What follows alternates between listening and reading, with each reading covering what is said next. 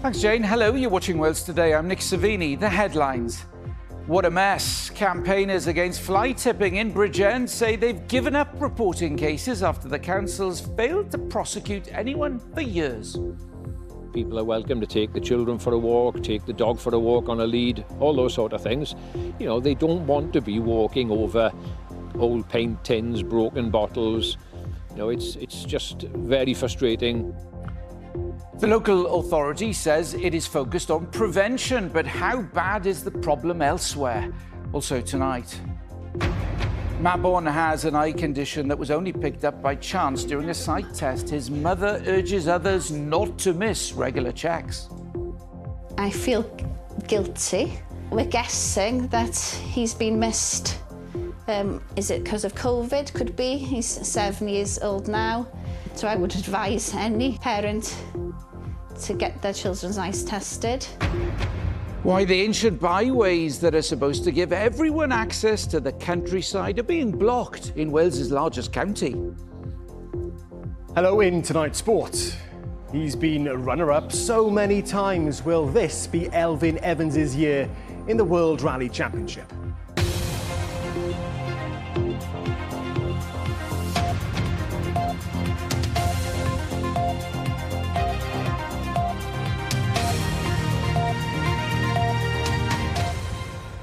Good evening. It's a blight on the landscape, but campaigners in one community have told us they've given up reporting cases of fly tipping because of the lack of action by the local authority. Bridgend Council has failed to prosecute anyone for fly tipping for almost 10 years, despite receiving more than 1,500 reports of rubbish being dumped every year.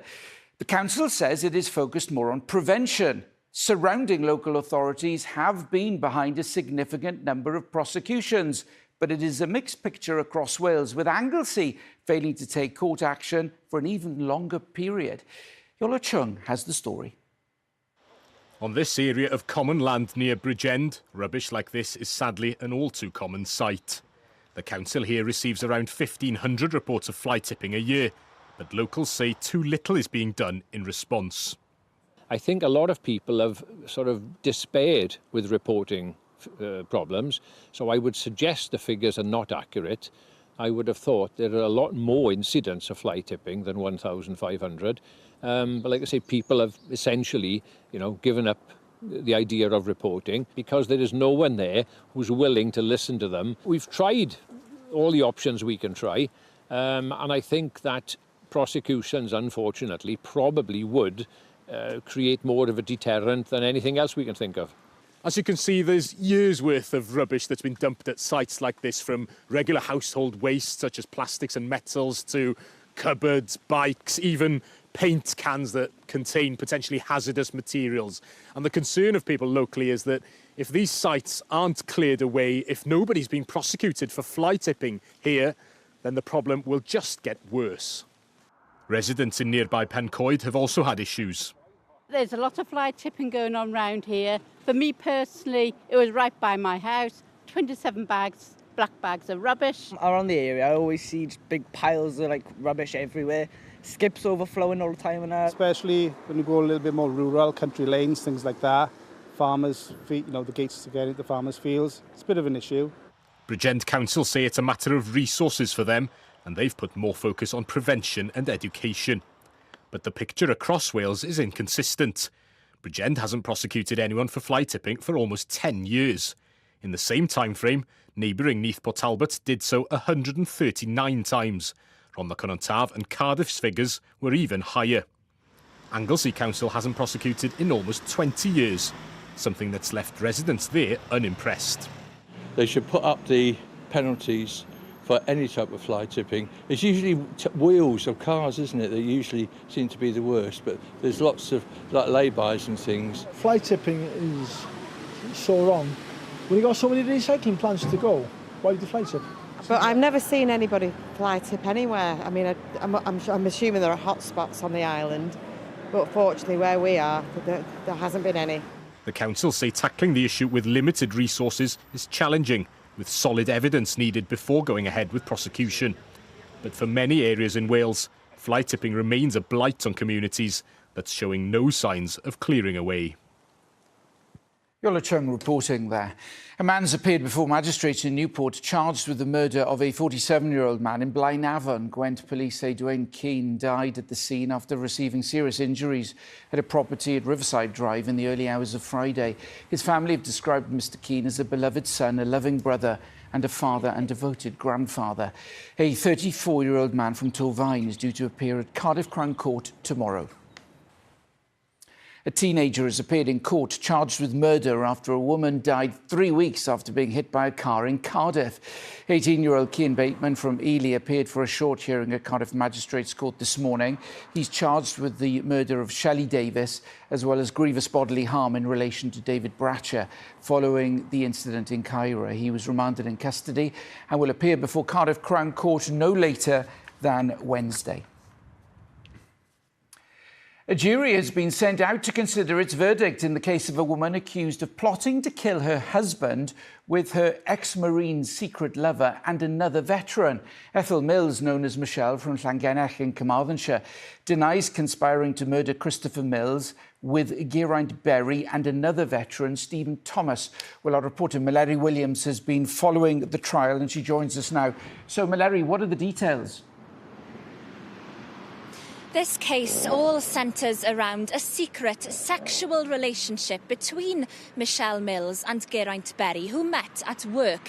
They exchanged what she described as fantasies about killing her husband, Christopher Mills, so they could start a new life together. Now, on the 20th of September last year, Christopher Mills was attacked at the caravan he shared with his wife in Cenarth, Carmarthenshire.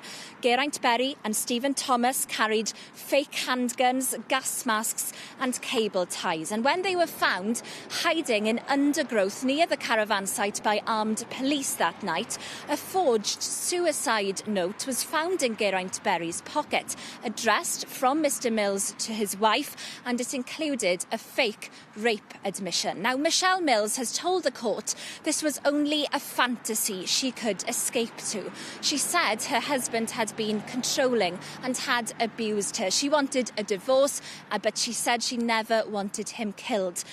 Geraint Berry has been described as a fantasist. His defence barrister said he only wanted to frighten Christopher Mills, and Stephen Thomas said he was intimidated by Geraint Berry. He said he had no idea about any alleged plot to kill.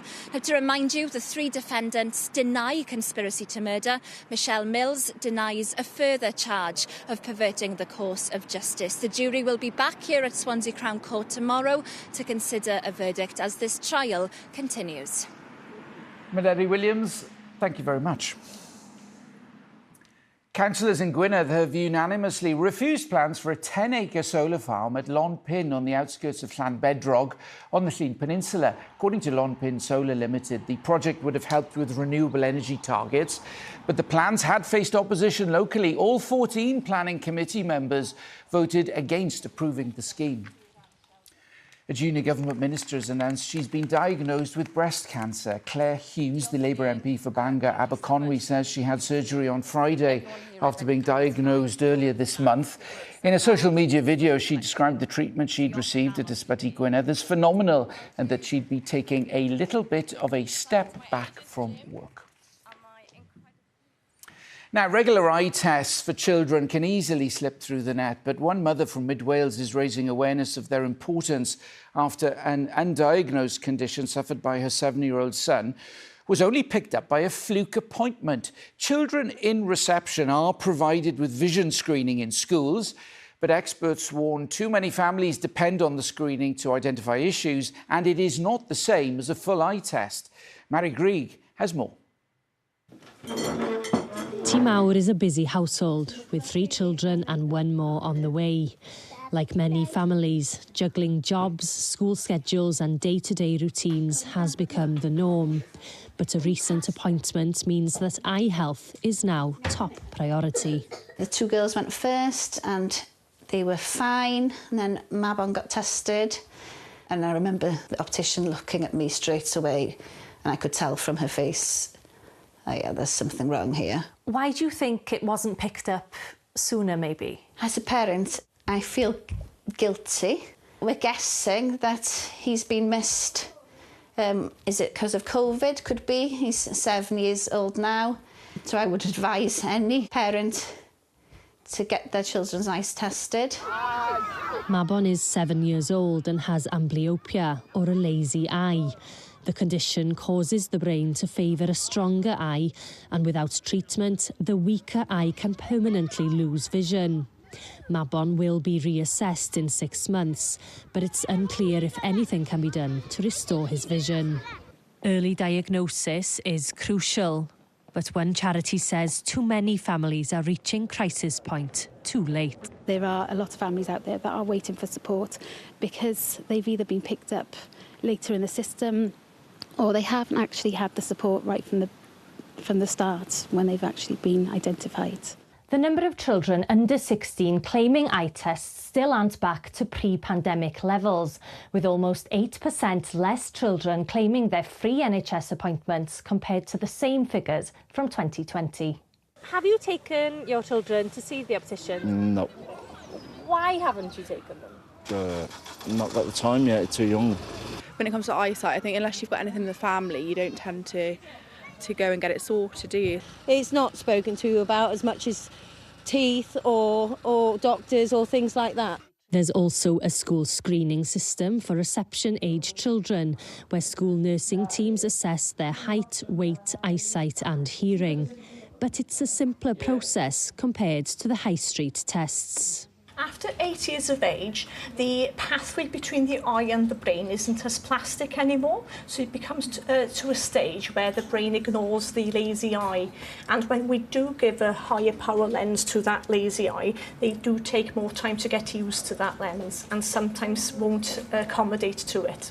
The Welsh Government said its school vision screening programme is delivered by health boards and local authorities to children aged 4 and 5, adding they recommend that children claim their free NHS appointments every 1 to 2 years, which is crucial for early detection.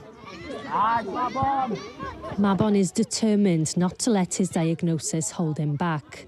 A determination shared by his mum, Mared, as she raises awareness of the importance of regular eye checks. Mary Grieg reporting there. Still to come before 7. He's been runner-up 4 times, but is this the year Elfyn Evans will finally be crowned World Rally Champion? And with low pressure dominating over the next few days, we're in for some wet and windy weather at times this week. A full forecast on the way.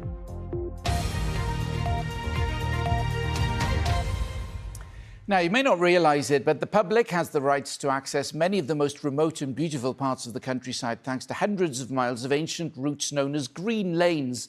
But the local authority in Wales covering the largest area, Powys, has been accused of failing to keep routes open. Campaigners allege that some have been blocked deliberately, creating what it calls an exclusive countryside. Well, Powys Council accepts it has a legal duty to keep them open, but says its response has to be balanced against available resources. Craig Duggan caught up with one man who's been affected by the problem. Climb up in there. Lawrence has had multiple sclerosis since he was 21. He used to go for long walks, but now needs help getting into a vehicle. He loves green laning and says a 4x4 is the only way he can get where he wants in the countryside.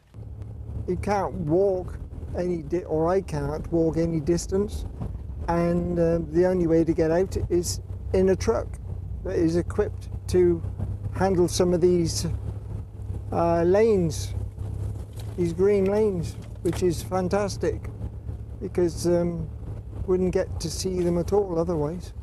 Green lanes are often ancient routes, either unclassified roads or byways open to traffic. Though unsurfaced, to drive them you need an MOT, tax and insurance. The Green Lane Association says there are more in Powys than other counties in Wales, and for Lawrence, green laning is a hobby and a chance to meet friends. It makes a big difference being able to get out and about. It's the freedom of being outside and not being locked away in a house somewhere. You go past these beautiful places in the car, you don't really know what you're going past, what you would see. I mean, just look at the scenery, it's fantastic. If it wasn't for this, I mean, how would you access the countryside? Well, I basically wouldn't do, would I? I couldn't. But the association says its members face restrictions across Powys because of blocked lanes. Some, they claim, are obstructed deliberately, highlighting one example where they allege a landowner has repeatedly blocked a road in breach of the Highways Act. As we stand now, we're on an unclassified road. It's marked on the OS map with green dots, which means it's Powys Highways' responsibility. He's chained the gates in the past and also done the same there on the other side. This is just one of scores. Scores of these things happen, 20 or 30 of these all around the county. I spoke with a landowner who disputes the status of the road, but he didn't want to do an interview. Dyfed-Powys Police said a notice under the Highways Act has been issued about an alleged deliberate blocking near Irwood.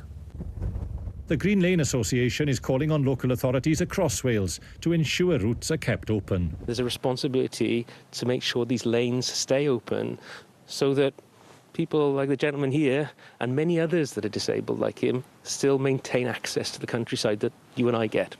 In a statement, Powys Council acknowledged it has a responsibility to keep roads open and said it doesn't condone unlawful obstructions. But it said preventing them can be complex and it has to balance its response against the available resources. The statement added that the enforcement process can be time-consuming, especially where the legal status of routes is disputed. Powys is not alone. The Green Lane Association says there are similar issues in other counties. But Powys, with one of the largest rights-of-way and road networks in Wales, is often the scene of disputes about where should be accessible. Right, with the World Rally Championship approaching a climax, Elfyn Evans is perfectly placed to win. And Thomas has all the details. Yes, Nick, after finishing a runner-up on 4 occasions in the World Rally Championship, could this be Elfyn Evans' year? With 2 rallies to go, Evans, who's from Dolgellau, regained the lead in the overall standings after finishing second in the Central European Rally. He would become the first Welsh driver to win. No shortage of champagne for Elfyn Evans' Toyota team, winners of the Manufacturers' World Championship for the 5th year in a row. But can the Welshman clinch the Drivers' Championship in the coming weeks? I'm overjoyed for this team. There's a massive effort behind this and everybody is working very, very hard to deliver us the best car, give us the best chances, and yeah, I have to say a big thank you and well done, and yeah, I hope there's many more to come for this team. After 12 rallies, Elfyn Evans is top, a first world title within grasp, with just 2 events to come in Japan and Saudi Arabia next month. Sébastien Ogier had been in the lead in the overall standings, but this on Saturday did not help. His frustration understandable. The Frenchman's front left wheel gone, although he did recover to salvage valuable points on the final day. It wasn't a straightforward weekend for Elfyn Evans either. On the roads of Germany, Czech Republic and Austria, he appeared to be struggling for pace, but somehow the Welshman issued a superb response that could prove crucial come the end of the season. Evans, with 247 points, is 13 ahead of his closest rivals. 2-time champion Kalle Rovanperä and Ogier, who's won the World Championship 8 times, are tied on 234 points. There are 2 rallies to go, each offering a maximum of 35 points. Maybe it wasn't the weekend we really hoped for. I think we should have had the potential to do more. I'm a bit frustrated at the end of it, but I think it was important to turn things around a bit today, which we managed to do, and grab that second place back from Oid. So I think that was very important, and of course I'm happy with that. Little wonder Elfyn isn't getting carried away.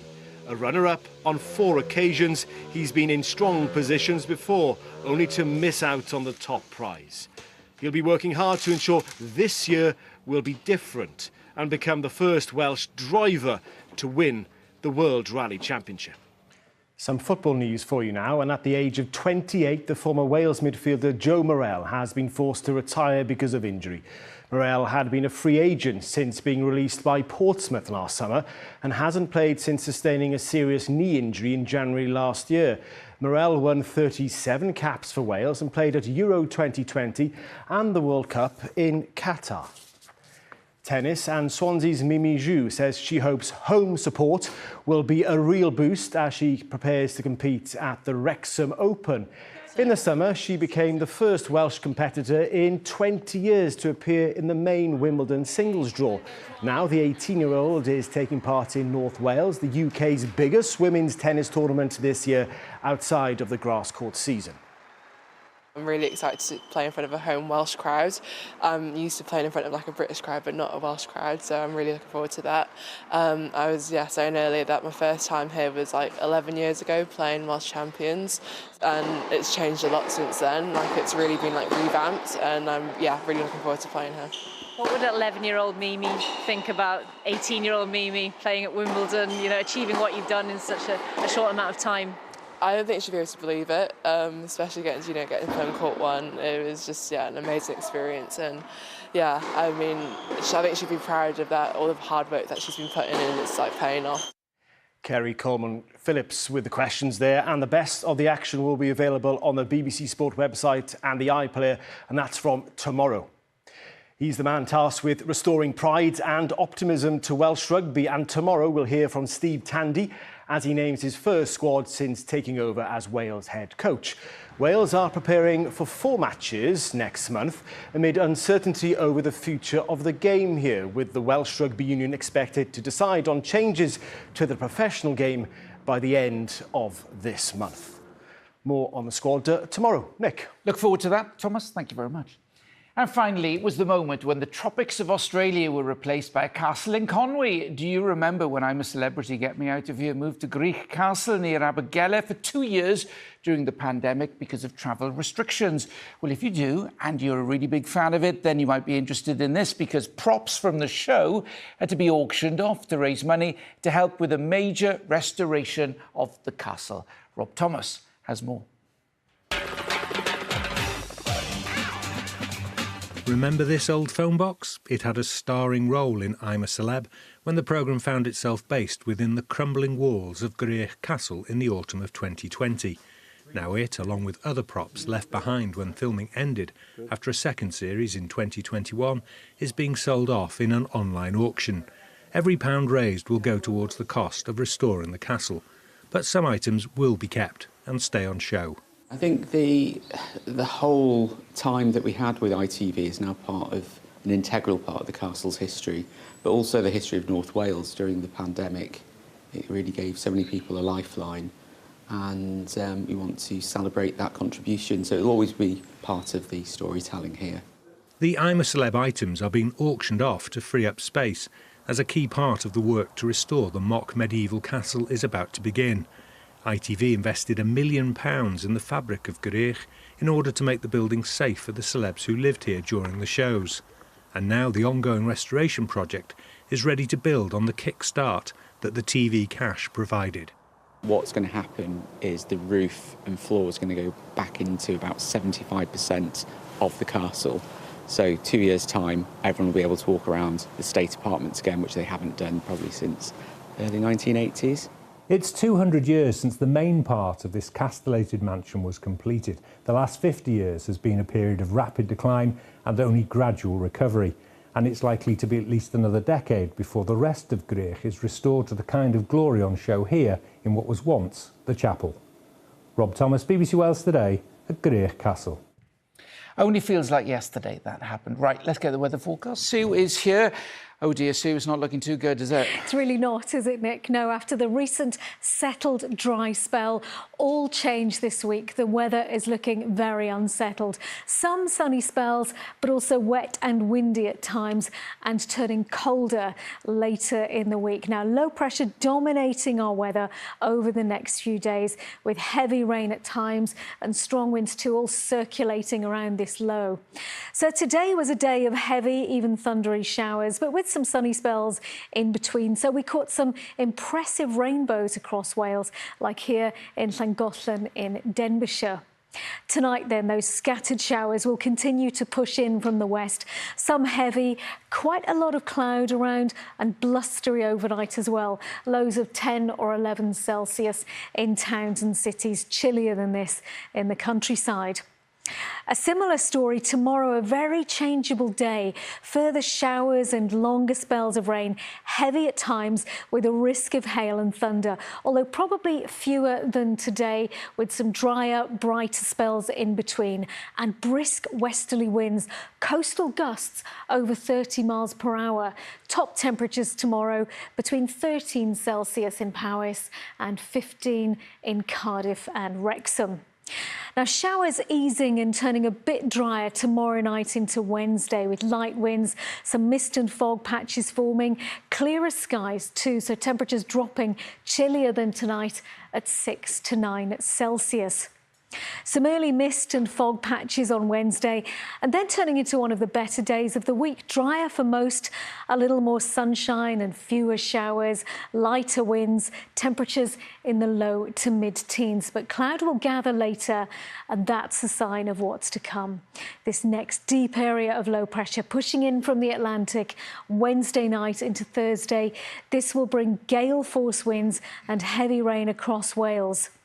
So very unsettled overnight into Thursday, wet and windy, heavy rain for a time, easing off as that system clears, but we keep the brisk winds and veering more northwesterly, so a cooler day, highs of 10 to 12 Celsius.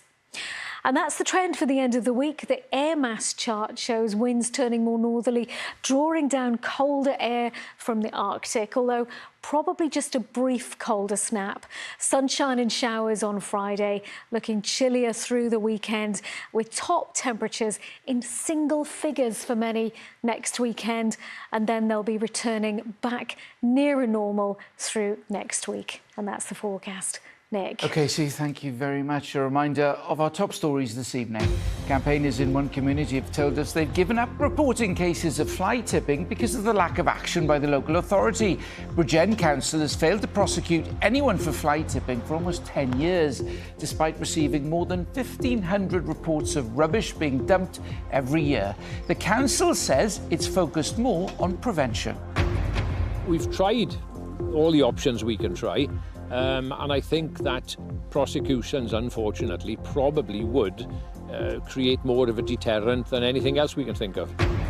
And a jury's been sent out to consider its verdict in the case of a woman accused of plotting to kill her husband with her ex-Marine lover and another veteran. 46-year-old Ethel Mills denies conspiring to murder Christopher Mills, along with Geraint Berry and Stephen Thomas. Swansea Crown Court heard how Mr Mills from Llangenach was attacked by two masked men with fake guns at the caravan he shared with his wife in Kenarth in September last year. All three deny the charges. That's Wales Today. I'll be back after the 10 o'clock news. Hope you can join me then. Until then, have a good evening.